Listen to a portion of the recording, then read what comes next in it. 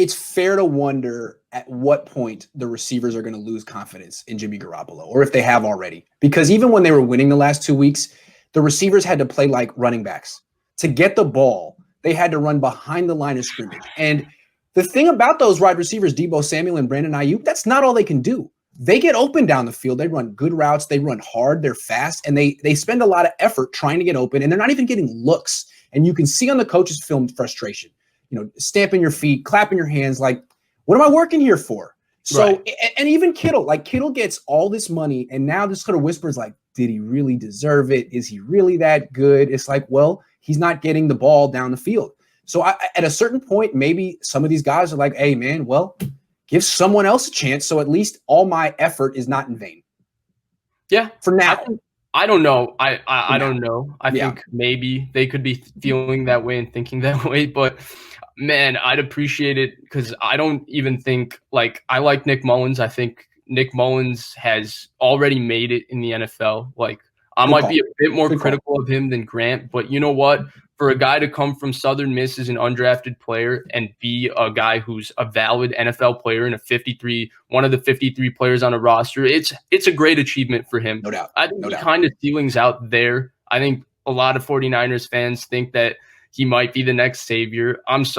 In my opinion, I don't think anyone thinks he's the next savior. I don't think anyone thinks he's the next savior. I heard some Tom Brady, Drew Bledsoe talk before the Eagles game, so people get excited. But I think honestly, people could say maybe Fitzpatrick.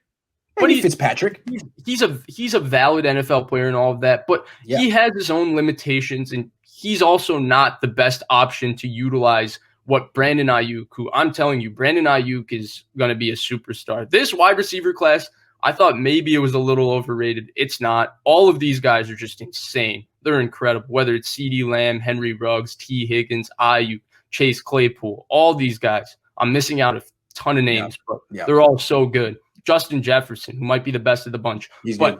Yeah, not to go off on a tangent, but the point is that's where, it comes back to Grant and I maybe had the conversation a week premature, or maybe we were ahead of the curve when we had the conversation last week of what to do and what we would do at the quarterback position, but it's going to come to that. What is it going to take for him to get 100% healthy and recovered physically and mentally? Because it seems like he was still thinking about the knee all of last year. That lingered a long time. Now that the ankle is lingering, does he need to take a season off? Does he need to take a season and a half off? When he's finally ready and recuperated, will he be 31, 32? How much patience does an organization need to put into him to revive his career, and is it worth it for the 49ers? Maybe it's worth it for the Patriots. I don't think it's worth it for the 49ers. I think there's too much that's happened here. His time here has been a whirlwind. I think he himself maybe has lost it. And I don't think for Alex Smith, he reached this point, right? But the thing that changed it for him was Jim Harbaugh came, and it was a new culture, a new day in San Francisco for Alex Smith. So he came to a new regime and a totally different culture. That culture is not going to change for Jimmy. Kyle Shanahan is here to stay. John Lynch is here to stay, at least as long as his contract is there. And so you have this setup. I think a lot of these young guys are here to stay. Brandon Ayuk, Deebo Samuel, a lot of it. And I think at this point, just bringing him back would just be bad taste both for the organization and for Jimmy, just because there just seems to be a giant disconnect here. Even this ankle thing, it's such a small thing, but having a disconnect over whether a player is really as injured as he says or whether he's not, it's never good to hear these things. I think it would be in the best interest of everybody to just kind of move on.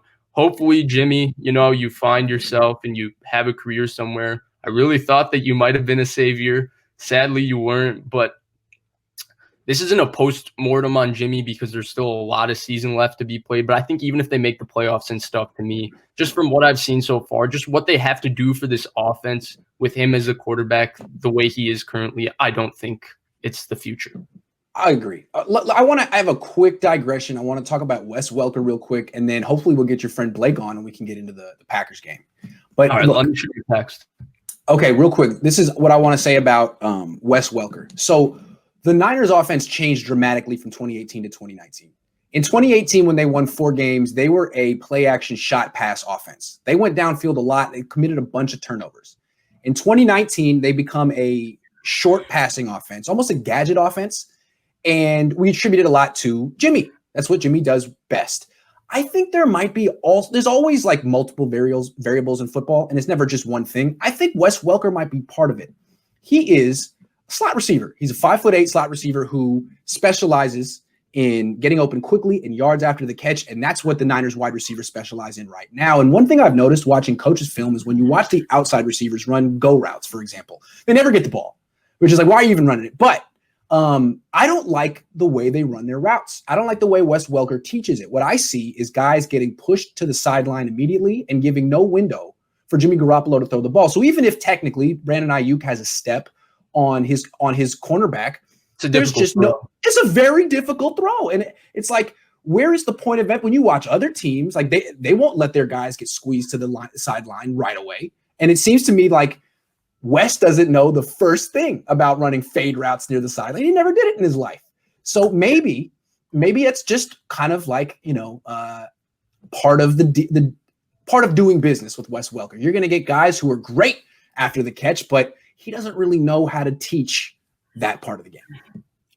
So we have no clue with this, right? It's just a theory. It's a fair theory. I think it has its moments and it doesn't. But honestly, I think you need to get a quarterback who throws a very viable deep ball down the field first before you can make sure that this is correct, because we don't even know how much they practice go routes and stuff if the ball is literally never thrown outside the numbers 20 plus yards down the field on go routes. So we're not sure yet.